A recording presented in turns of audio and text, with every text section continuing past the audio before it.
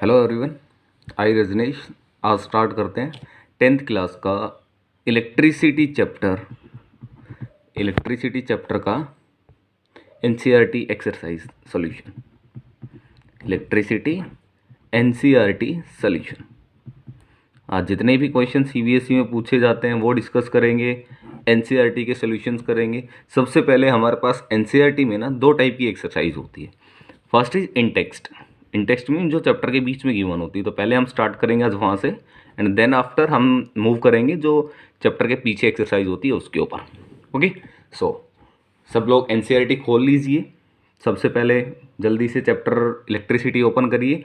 First exercise जो आती है इन टेक्स्ट जो बीच में है, आई थिंक सेकंड पेज पे ही है, तो उसका first question is that what does an electric circuit means. Electric circuit का मतलब क्या होता है इलेक्ट्रिक सर्किट। तो electric circuit is the close and continuous path. एक क्लोज एंड कॉन्टिन्यूअस पाथ होता है। जैसे ये मान लो हमने बैटरी लगाई, ये बल्ब लगाया, यहाँ पे स्विच था, तो ये जो पूरा रास्ता, जैसे मैं स्विच को ऑन करूँगा, ऑन करते ही करंट इस रास्ते से फ्लो करेगा, और ये जो रास्ता है इसको हम क्या बोलते हैं, इलेक्ट्रिक सर्किट। ये इलेक्ट्रिक सर्किट होता है। नेक्स्ट है define the unit of current. Current की यूनिट को डिफाइन करेंगे। सबसे पहले हम सोचते हैं करंट की यूनिट क्या होती है। करंट की यूनिट होती है एम्पियर, और हमें डिफाइन करना है unit of current. Unit of current या किसी भी चीज़ की यूनिट को डिफाइन करना है, इसका मतलब हमें उसका 1 एम्पियर डिफाइन करना है।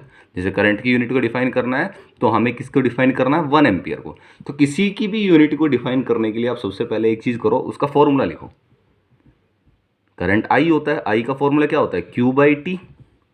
करंट 1 एम्पियर कब हो जाएगा, जब चार्ज 1 कूलम हो, टाइम 1 सेकेंड हो, तो अपने आप जो 1 एम्पियर है करंट आ जाएगा। तो 1 एम्पियर को कैसे डिफाइन करेंगे, that 1 ampere is that current, 1 ampere is that current which flows when 1 coulomb charge passes a point in 1 second. 1 coulomb charge हो, 1 सेकेंड टाइम हो, करंट कितना आ जाएगा, 1 ampere. Next question, calculate the number of electron constituting 1 coulomb of charge. Question number third था ये, अभी third है। 1 coulomb charge में electrons के नंबर कितने होते हैं, ये हमें निकालना है। कैसे करेंगे, हमने एक चीज़ पढ़ी थी कि टोटल जो चार्ज होता है वो किसकी वजह से होता है, इलेक्ट्रॉन्स की वजह से। ये फॉर्मूला आई थिंक हमने पढ़ रखा होगा। Q is equals to n e. Q is what, charge, n is what, number of electrons, e is what, charge on electron. तो इस फॉर्मूले से हम चार्ज ऑन इलेक्ट्रॉन, इस फॉर्मूले से हम इजीली कर सकते हैं। चार्ज कितना अपना 1 coulomb, n number of electrons निकालना है, ई चार्ज ऑन इलेक्ट्रॉन जो कि हमें पता है, तो एन हम यहाँ से कैलकुलेट करेंगे, इजीली इसको मैथमेटिकली सोल्व करेंगे, आंसर हमारे पास आ जाएगा। Next question fourth, name a device that helps to maintain a potential difference across a conductor. Conductor के अंदर पोटेंशियल डिफरेंस कौन मेंटेन करके रखता है। देखो पोटेंशियल डिफरेंस कौन मेंटेन करके रखता है, सबको पता है। कौन करके रखता है, बैटरी। कौन करके रखता है भाई, battery. So next question, what is meant by saying the potential difference between 2 point is 1 volt. Again unit define करनी है, 1 वोल्ट क्या होता है, कैसे डिफाइन करेंगे भाई, जो भी चीज़ है उसका फॉर्मूला लिखो। वोल्ट इज वी 1 वोल्ट का मतलब वोल्ट किसकी यूनिट है, पोटेंशियल डिफरेंस की। पोटेंशियल डिफरेंस किसके इक्वल होता है, वर्क डन अपॉन में चार्ज। पोटेंशियल यही होता है, पढ़ा था स्टार्टिंग में, हमने एक चैप्टर में पढ़ा होगा, V is equals to W upon Q, work done per unit charge. देखते हैं अब ये 1 कब हो जाएगी, जब वर्क डन कितना हो, 1 जूल हो, चार्ज कितना हो, 1 कूलम। जब 1 जूल वर्क हो, 1 कूलम चार्ज हो, तो पोटेंशियल डिफरेंस या फिर पोटेंशियल, दोनों बोल रहे हैं, पोटेंशियल बोल दूं या मैं पोटेंशियल डिफरेंस बोल दूं, दोनों किसके इक्वल हो जाएंगे, 1 वोल्ट के। समझ में आया, तो इसको कैसे डिफाइन करेंगे, when 1 joule of work is done, when 1 joule of work is done to move 1 coulomb of charge. 1 coulomb charge move कराने के लिए अगर हमें 1 जूल वर्क करना पड़ता है तो उस पॉइंट पे हम क्या बोल देंगे, पोटेंशियल कितना है, 1 वोल्ट है। Next question, on what factors does the resistance of a conductor depends. Resistance जो होता है कंडक्टर का वो किन किन फैक्टर्स के ऊपर डिपेंड करता है। ऑब्वियस सी चीज़ हमने पढ़ रखा है, रेजिस्टेंस किसके पे डिपेंड करता है, लेंथ पे डिपेंड करता है, वायर की लेंथ कितनी है, एरिया पे डिपेंड करता है, तीसरा नेचर के ऊपर डिपेंड करता है, nature of material. Nature of material बोलने का मतलब कि हमारा जो वायर है वो कौन से मटेरियल का बना हुआ है। आयरन का है तो उसका रेजिस्टेंस अलग होगा, एल्यूमिनियम का है उसका रेजिस्टेंस अलग होगा, क्योंकि अलग अलग मटेरियल्स हैं तो इसके ऊपर भी रेजिस्टेंस डिपेंड करता है। एक चीज़ लेंथ, दूसरा एरिया, तीसरा नेचर, चौथा इंपॉर्टेंट टेम्परेचर। टेम्परेचर के ऊपर भी आपका डिपेंड करता है resistance. Next question 8th, will current flow more easily through a thick wire or a thin wire of same material when connected to same source and why? आपसे पूछा गया है, एक आपने लिया थिक वायर, एक मान लो आपने लिया थिन वायर, एक आपने लिया थिक वायर, दोनों की लेंथ वगैरह सारी चीज़ें सेम है, सेम मटेरियल के बने हुए हैं। ये आपसे पूछा गया है कि करंट इजीली किस में फ्लो करेगा। अब करंट इजीली किस में फ्लो करेगा, इसके लिए मैं एक चीज़ देखता हूँ, करंट किसके ऊपर डिपेंड करने वाला है, रेजिस्टेंस के ऊपर।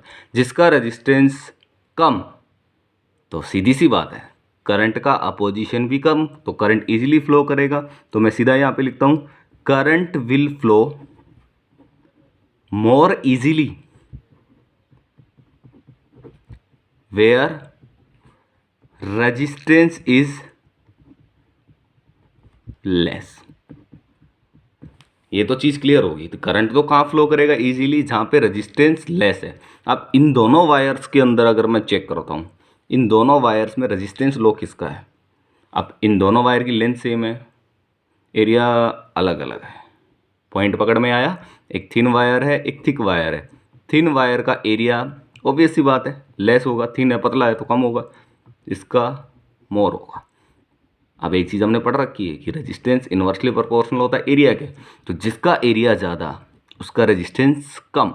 एरिया ज़्यादा किसका है, थिक का है थिन का, थिक का। थिक का एरिया ज़्यादा, थिक का एरिया ग्रेटर, ज़्यादा, रेजिस्टेंस उसका लो। रेजिस्टेंस लो, रेजिस्टेंस लो होने का मतलब अपोजिशन लो, अपोजिशन लो तो करंट इजीली फ्लो करेगा। तो किस में इजीली फ्लो करेगा करंट, थिक वायर में। लिख देंगे इजीली, थिक वायर में इजीली फ्लो करेगा बिकॉज ऑफ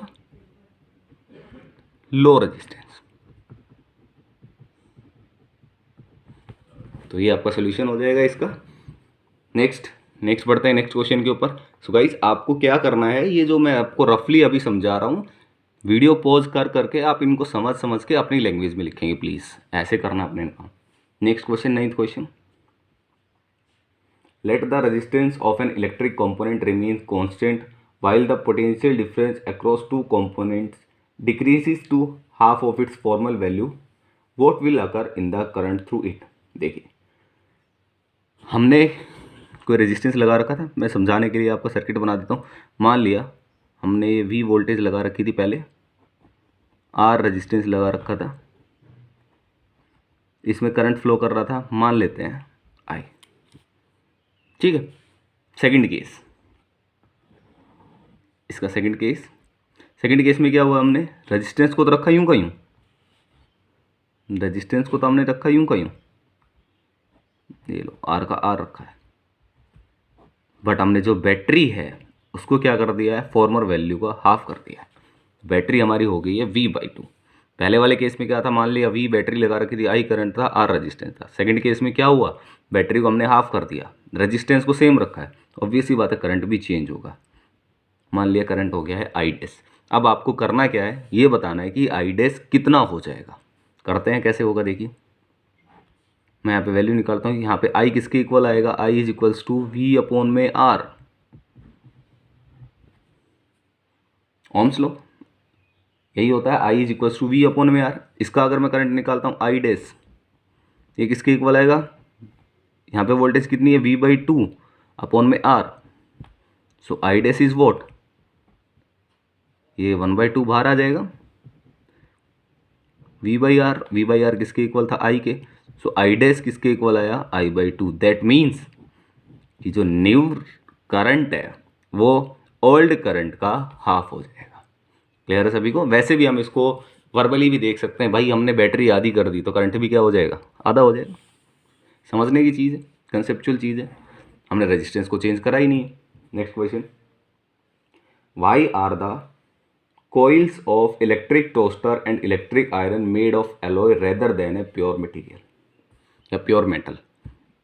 जो टोस्टर हो गया, जो आपका इलेक्ट्रिक आयरन होगी जिससे कि हम प्रेस करते हैं कपड़ों को, उनके जो मटेरियल है वो एलॉय का बनाया जाता है। वजह है कि सॉफ्ट मेटल की, या सॉफ्ट मेटल छोड़ो प्योर मेटल की। क्या इसका रीज़न क्या होगा वो चीज़ हम समझते हैं। देखिए पहले ये चीज़ समझो, हमें टोस्टर से क्या करना है, इलेक्ट्रिक आयरन से क्या करना है। आई थिंक हमें उन दोनों चीज़ों में एक चीज़ कॉमन है जो हमें करना है, हमें हीटिंग चाहिए। क्योंकि टोस्टर में भी क्या करना होता है, ब्रेड को हीट करना होता है, और जो प्रेस होती है इलेक्ट्रिक आयरन होती है उसमें भी हमें क्या करना होता है, हीटिंग करनी होती है। हीट करने से ही वो काम करते हैं, उनका वर्किंग में हीट इंक्लूड होता है। तो हीटिंग ज़्यादा करनी है। अब हीटिंग ज़्यादा कहाँ होगी, जहाँ पे रेजिस्टेंस ज़्यादा होगा। जूल्स लॉ ऑफ हीटिंग याद करो, उसमें हमने पढ़ा था heat is directly proportional to the resistance, resistance is greater. ठीक है, अब रेजिस्टेंस ज़्यादा होगा। एक पॉइंट तो समझ में आया कि एलॉय क्यों यूज़ करी जाती है, क्योंकि एलॉय के अंदर रेजिस्टेंस ज़्यादा होता है। रेजिस्टेंस ज़्यादा होने से हीट प्रोड्यूस ज़्यादा होगी, इसलिए टोस्टर और इलेक्ट्रिक आयरन में हमें करना भी क्या होता है, हीटिंग प्रोड्यूस करनी होती है। तो प्योर मेटल को तो एक रीज़न तो ये हो गया, इसलिए हम यूज़ नहीं करते हैं क्योंकि इनका रेजिस्टेंस लो होता है। रेजिस्टेंस लो है तो ये हीट तो करेगा ही नहीं, और जब हीट करेगा ही नहीं तो ब्रेड को कैसे हीट करेंगे, कपड़ों को कैसे प्रेस करेंगे। तो एक रीजन तो ये हुआ। दूसरा, अब मान लो किसी तरीके से हीट कर भी दिया। अब हीट कर दिया तो हीट करते जाएंगे। दूसरी चीज़ क्या है कि ये जो मटेरियल्स हैं पिघलने भी नहीं चाहिए। ठीक है, पिघलने का मतलब क्या हो गया, इनका जो मेल्टिंग पॉइंट है, या फिर मेल्टिंग पॉइंट इस पॉइंट को छोड़ के दूसरी चीज़ ये भी समझ लेते हैं। जैसे ही ये एलॉय हो गया या फिर ये जो मेटल हो गया, एलॉयज जो है वो जल्दी से रिएक्शन नहीं करते, डू नॉट गेट्स ऑक्सीडाइज्ड, जल्दी से ख़राब नहीं होंगे। हालांकि ये जल्दी से ख़राब हो जाएंगे जैसे ही हम इनको हीट करेंगे। ये रिएक्शन कर सकते हैं किसके साथ, जो भी ऑक्सीजन वगैरह प्रेजेंट है एटमॉस्फेयर में, तो उसके साथ ऑक्सीजन करके ऑक्साइड्स बना सकते हैं अपने ही। बट ये मटेरियल्स ख़राब नहीं होंगे। तो main reason is what, main reason है, आपने ने मेन रीज़न सिर्फ यही लिखना है कि एलॉयज़ का रेजिस्टेंस ज़्यादा होता है। रेजिस्टेंस ज़्यादा होने का मतलब हीटिंग ज़्यादा करेंगे, इसलिए टोस्टर एंड जो आपका इलेक्ट्रिक प्रेस है उनमें हम यूज़ करते हैं एलॉयज़ का। Next question, which among iron और mercury is a better conductor. Iron and mercury में से बेटर कंडक्टर कौन सा है। तो ये आप वैसे नहीं बता सकते हो, ये इसके लिए आपके पास टेबल है, उसमें आप इजीली देख के बता सकते हो। उसमें रजिस्टिविटीज़ की वैल्यूज़ गिवन है, एनसीईआरटी में रजिस्टिविटी की वैल्यू गिवन है। एक टेबल बना रखी है एनसीईआरटी में, रजिस्टिविटी की टेबल है उसमें। तो उसमें इन दोनों का आपके पास रजिस्टिविटी की वैल्यू गिवन है। वहाँ पे आप चीज़ चेक करोगे तो आपको आयरन की रजिस्टिविटी लेस मिलेगी। ये थ्योरेटिकल क्वेश्चन है, ऐसे नहीं है, कोई कंसेप्चुअल क्वेश्चन नहीं है। इसको तो हम रीडिंग देख के बता सकते हैं। Iron have less resistivity, iron की रजिस्टिविटी लेस होती है। उस टेबल में आप देखना, आप इजीली उसमें देख पाओगे। तो आयरन की रजिस्टिविटी लेस, फॉर्मूला ये R is equals to rho L upon में ए। रजिस्टिविटी कम तो इसका रेजिस्टेंस भी कम, और रेजिस्टेंस कम होगा तो इजीली करंट फ्लो करेगा, और जिसमें इजीली करंट फ्लो करता है वो गुड कंडक्टर होता है। तो सीधा सा हिसाब किताब है इसमें। रेजिस्टेंस, आयरन की रेजिस्टिविटी कम तो उसका रेजिस्टेंस भी कम, रेजिस्टेंस कम तो करंट इजीली फ्लो करेगा, करंट इजीली फ्लो करेगा तो ये एक बेटर कंडक्टर बन जाएगा। Next question, draw a systematic diagram of circuit consisting of a battery of 3 cells of 2 volt, a 5 ohm resistance and a 8 ohm resistance and a 12 ohm resistance and a plug key all connected in series। देखते हैं, आपके पास systematic diagram बनाना है। 3 sales जोड़ रखे हैं 2-2 volt के।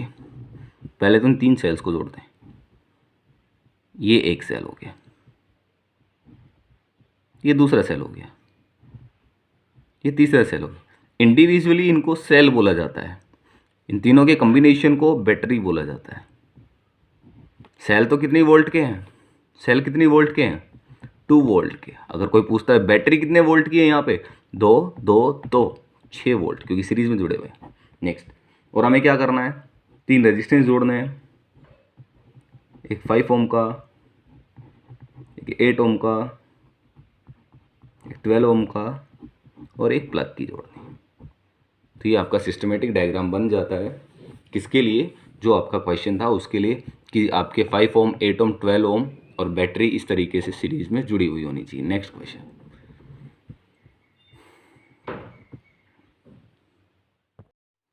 Next question करते हैं। नेक्स्ट क्वेश्चन में अपने पास redraw the circuit of question 12 means इस क्वेश्चन का सर्किट दोबारा से ड्रॉ करना है। Putting in an ammeter to measure the current through the resistors, एक एमीटर लगाना है। ये लो जी, एक एमीटर लगा दिया, मैं इसी क्वेश्चन में कर दे रहा हूँ, आपने अलग क्वेश्चन में करना है। एक एमीटर लगा दिया and a voltmeter to measure the potential difference across 12 volt, 12 ohm, यहाँ पे वोल्टमीटर लगा देना है। What would be the readings of the ammeter and the voltmeter. इस टाइप के क्वेश्चंस डिस्कस्ड हैं ऑलरेडी कि एमीटर की रीडिंग का मतलब आपको क्या निकालना है, करंट।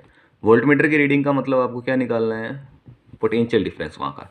तो पहले मैं निकालता हूँ करंट। आई किसके इक्वल होता है, वी अपॉन में आर। सर्किट के अंदर टोटल वोल्टेज कितनी है, 2 2 2, कितनी होगी टोटल, 6 वोल्ट, क्योंकि हर सेल कितनी कितनी वोल्ट का, 2 2 वोल्ट का है, टोटल हो गया 6 वोल्ट। अपॉन में total resistance, total resistance check करते हैं, सीरीज में है तीनों, 8 12 20 एंड 5 25। तो ये तो आ गया आपका करंट, ये तो आ गया एमीटर की रीडिंग, करंट बोल दें या फिर इसको हम बोल दें ये है आपका एमीटर रीडिंग। एमीटर रीडिंग कितना आ गया, 6 अपॉन में 25 एम्पियर। ओके नेक्स्ट, अब बात करते हैं पोटेंशियल डिफरेंस वी का। वी कितना हो जाएगा, आई तो क्लियर हो गया अपने को, that I is what, 6 upon में 25 एम्पियर। सीरीज में है तीनों, तीनों के पास सेम वैल्यू ऑफ करंट जाएगी। पढ़ा हुआ है हमने ये चीज़ कि सीरीज में करंट सेम रहता है। यहाँ का रजिस्टेंस तो है 12 वोल्ट, यहाँ पे करंट कितना जाएगा, 6 अपॉन में 25। कैलकुलेट क्या करना है वहाँ का, वी कैलकुलेट करना है, and V is what, V is equals to I R, 6/25 into में 12। कैलकुलेट करना, सोल्व करना, इजीली हम आंसर निकाल सकते हैं इसका। नेक्स्ट क्वेश्चन, नेक्स्ट क्वेश्चन आता है इसमें, नेक्स्ट 14th क्वेश्चन नंबर है इसका। मीन्स जो भी आपके मार मैं कंटिन्यूसली करा रहा हूँ, मेरा 14th नंबर क्वेश्चन है, आप चेक कर लेना आपका कौन सा नंबर क्वेश्चन है प्लीज़। स्टार्ट करते हैं नेक्स्ट।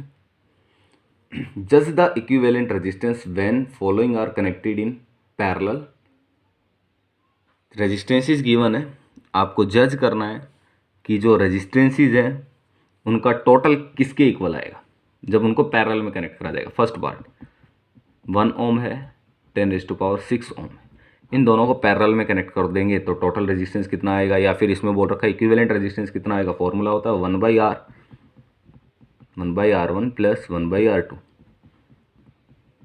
1/R1 1 ओम है प्लस R2 10⁶ ओम है। सॉल्व करेंगे, एलसीएम लिया, 10⁶ 1, आई थिंक करना आता है सबको, सॉल्व करो, आंसर आ गया आपका। ठीक है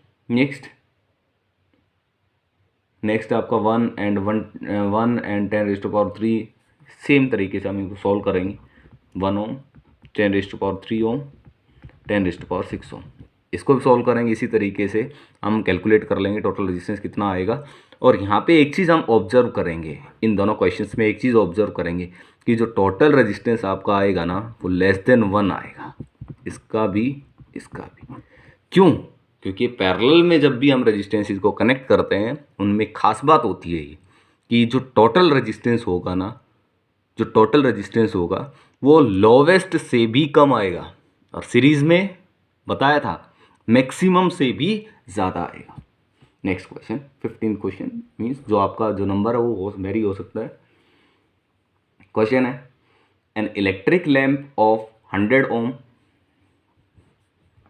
मैं क्वेश्चन डाल देता हूँ साथ साथ इजी पड़ेगा। लैम्प 100 ओम का है, टोस्टर है 50 ओम का, वाटर फिल्टर है 500 ओम का, are connected in parallel to, तीनों कनेक्ट कर दिया हमने किससे, 220 वोल्ट से what is the resistance of electric iron connected to the same source then takes as much as all the 3 appliances and what is the current through it. ये आपको calculate करना है कि आपको इन तीनों की बजाय, क्वेश्चन दोबारा पढ़ते हैं, इन तीनों को पैरेलल में कनेक्ट करा गया है। पैरेलल में कनेक्ट करने का मतलब 100 ओम, 50 ओम,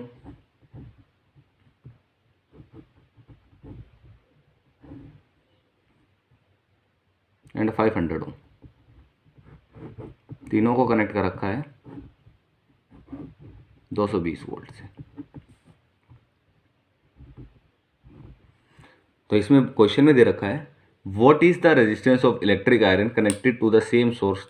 ये हम इन तीनों को हटा के एक इलेक्ट्रिक आयरन लगाएं और ऐसी इलेक्ट्रिक आयरन लगाएं जिसमें कि करंट उतना ही आए जितना कि इस सर्किट के अंदर। तो इसको हम दूसरे तरीके से समझते हैं। हमें क्या करना है, इन तीनों की जगह एक इलेक्ट्रिक आयरन लगानी है ताकि इसमें करंट सेम रहे। या सीधी सी मैं एक चीज़ बोल दूं कि हम एक इलेक्ट्रिक आयरन ऐसे लगाएंगे जिसका कि रेजिस्टेंस उतना ही होगा जितना इन तीनों का मिला के, क्योंकि तभी तो करंट सेम आएगा। तो ऑब्वियस सी बात, हमें क्या करना है, बस इसका सीधा रेजिस्टेंस निकालना है। क्वेश्चन थोड़ा सा घुमा के मीन्स अलग लैंग्वेज में बोला हुआ है कि हमें क्या करना है, इन तीनों को हटाना है, इलेक्ट्रिक आयरन लगानी है और उसके अंदर सेम करंट हो। मतलब समझना है इसका, सेम करंट होने का मतलब एक इलेक्ट्रिक आयरन ऐसी लगानी है जिसका रेजिस्टेंस उतना ही होगा जितना इन तीनों का टोटल में है। और पैरेलल में है तो पैरेलल में टोटल कैसे निकालते हैं, इन्वर्स करके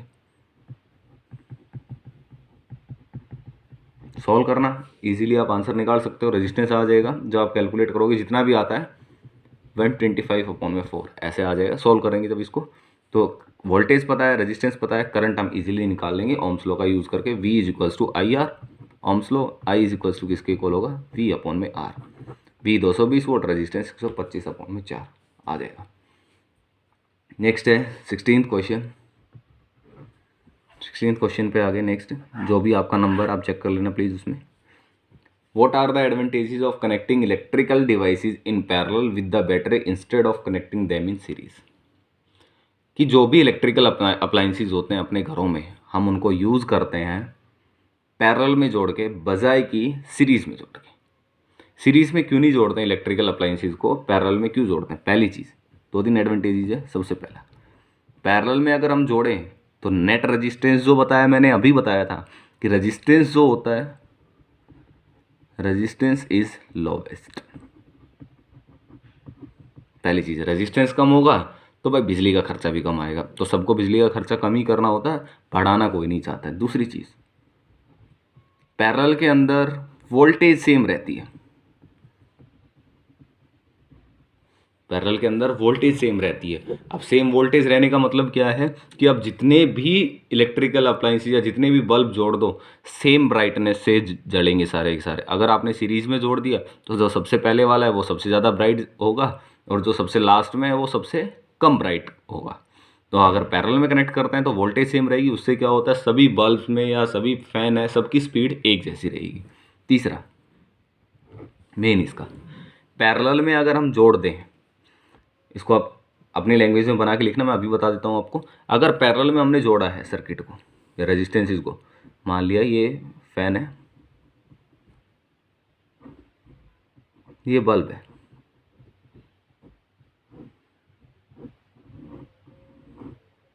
एक मैंने जोड़ा इनको ऐसे पैरेलल में, एक बार मैंने जोड़ दिया इनको सीरीज में।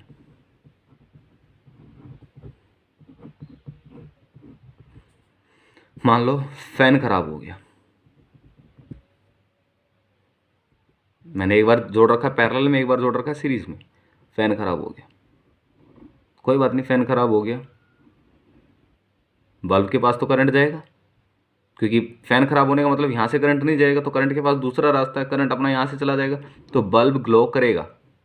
बट अगर यहाँ से देखते हैं, फैन खराब हो गया, यही रास्ता बंद, यही रास्ता बंद, तो बल्ब के पास तो करंट पहुँचेगा ही नहीं, और जब करंट पहुँचा ही नहीं बल्ब के पास तो बल्ब ग्लो नहीं करेगा। मतलब समझना इस चीज़ का, अगर पैरेलल में एक डिवाइस खराब भी हो जाए तो दूसरा काम करता रहेगा, बट अगर सीरीज में एक खराब हो गया दूसरा काम नहीं करेगा। Next question, how can 3 resistors of a resistance 2 ohm, 3 ohm, 6 ohm be connected to give a total resistance of 4 ohm. First part है 4 ओम, सेकंड पार्ट है 1 ओम, कि आपके पास 3 रेजिस्टेंसेस गिवन है, इनको कैसे कनेक्ट करें कि टोटल आपके पास 4 ओम आए, सेकंड पार्ट में दे रखा है 1 ओम आए। ये हिट एंड ट्रायल है, अपना खुद ट्राई करके देखना कि कैसे कैसे उनको कनेक्ट कर सकते हैं, कि सारों को पैरेलल में करें या सारों को सीरीज़ में करें, या एक को पैरेलल में करें, 2 को सीरीज़ में करें, या एक को सीरीज़ में करें, 2 को पैरेलल में करें, जैसे भी पॉसिबल कम्बिनेशन बनता है आप उसको ईजिली कर लेना। नेक्स्ट है 18th क्वेश्चन। आपका नंबरिंग मैं बार बार बोल रहा हूँ अलग हो सकता है।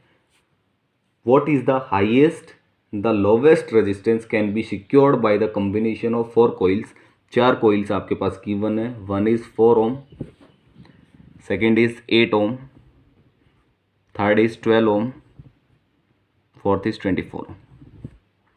आपके पास टोटल ये 4 कॉइल्स हैं। इन 4 कॉइल्स की हेल्प से आपको क्या करना है, इन चारों को जोड़ना है। किस तरीके से जोड़ना है कि इनसे एक बार तो आपको हाईएस्ट रेजिस्टेंस मिले, हाईएस्ट रेजिस्टेंस, और एक बार ही आपको मिले लोवेस्ट रेजिस्टेंस। समझना इस चीज़ को। हाईएस्ट रेजिस्टेंस कब आता है, बार बार बता चुके हैं, हाईएस्ट रेजिस्टेंस कब आता है, जब सारों को किस में जोड़ें, सीरीज़ में। सारों को सीरीज़ में जोड़ना, टोटल करना, आंसर आ जाएगा। लोवेस्ट रेजिस्टेंस कब होता है, जब इनको कहाँ जोड़ें, सारों को पैरेलल में, और पैरेलल में जोड़ेंगे तो 1/r करके जो फॉर्मूला है उससे हम टोटल करके निकाल लेंगे easily. Next important question, why does the code of an electric heater not glow while the heating element does. Heater जो होता है उसकी जो कोर्ड होती है, कोर्ड का मतलब होता है जिससे करंट एंटर करता है हीटर के अंदर, वो वाली कोइल जो होती है वो कोर्ड होती है। और हीटिंग एलिमेंट का मतलब जो अंदर स्प्रिंग लगी हुई होती है। तो क्वेश्चन ये है कि जैसे हीटर को ऑन करते हैं तो जो कोर्ड है जहाँ से करंट एंटर करता है, जिस वायर से करंट एंटर करता है, वो तो ग्लो नहीं करती है, वो ग्लो नहीं करती है, पर जो हीटिंग एलिमेंट है, हीटिंग एलिमेंट का मतलब स्प्रिंग देखी होगी, वो ग्लो करती है। देखेंगे अब इस चीज़ को क्यों होता है ऐसा। देखो, जो तो कोर्ड होती है वो बनी हुई होती है कॉपर की, और जो हीटिंग एलिमेंट होता है वो आपका बना हुआ होता है एलओए का, नाइक्रोम का, नाइक्रोम का बोल देते हैं, नाइक्रोम वायर होता है उसमें, वो नाइक्रोम का बना हुआ होता है। कॉपर का रेजिस्टेंस लेस होता है, समझ लेंगे पॉइंट टू पॉइंट। कॉपर का रेजिस्टेंस लेस, नाइक्रोम का रेजिस्टेंस ग्रेटर होता है।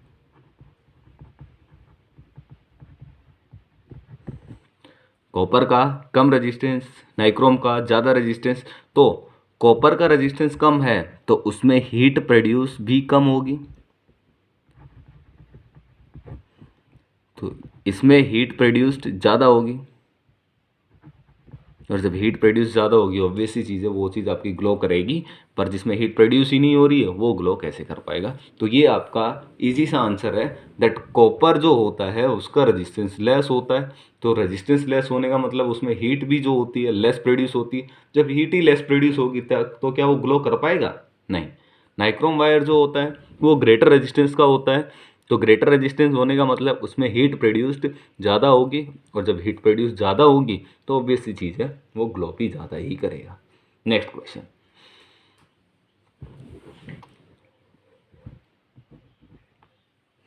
Compute the heat generated while transforming 96,000 coulomb charge है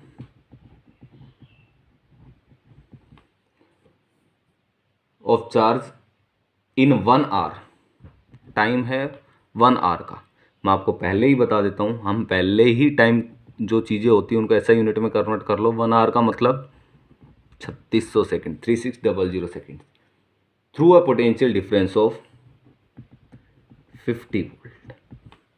भाई एक चीज़ समझना अब यहाँ पे, अपने को निकालनी है हीट। हीट के जितने भी फॉर्मूले हैं, वी है तो इसके लिए आई चाहिए। हीट का फॉर्मूला याद आया कुछ? हीट का फॉर्मूला क्या होता है? H is equals to V I T. H is equals to what? V I T. So देखिए अब इसमें आगे बढ़ते हैं। V ऑलरेडी पता है हमें, ये रहा गिवन है। T टाइम भी पता है, एक चीज़ नहीं है करंट, तो उसको हम इजीली निकाल सकते हैं। किस तरीके से? करंट का फॉर्मूला होता है Q अपॉन में T। Q है 96,000, T है ये, सोल्व करो इसको, I आ जाएगा, V रहा, T रहा, पुट करना वैल्यूज, इजीली आंसर आ जाएगा। नेक्स्ट क्वेश्चन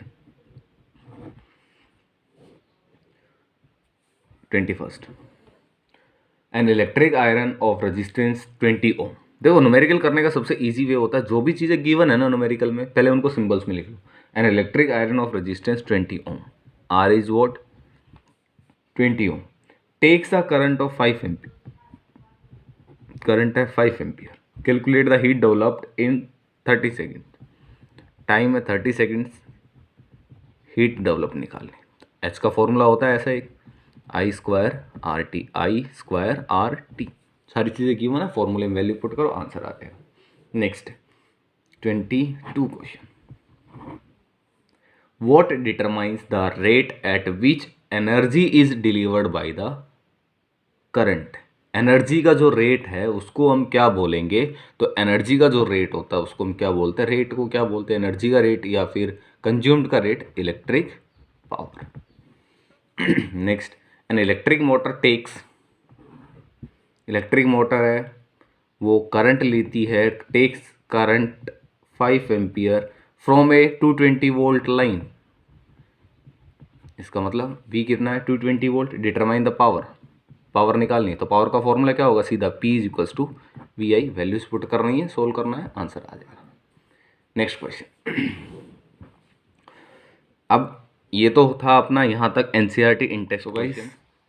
NCERT इन टेक्स्ट के बाद NCERT एक्सरसाइज जो है वो नेक्स्ट वीडियो में देखेंगे। यहाँ तक ये क्वेश्चंस आप प्लीज़ ढंग से करेंगे। NCERT एक्सरसाइज के साथ कुछ 10-12 क्वेश्चन ऐसे भी हैं जो बार बार CBSE पूछता है, उनको भी डिस्कस करेंगे।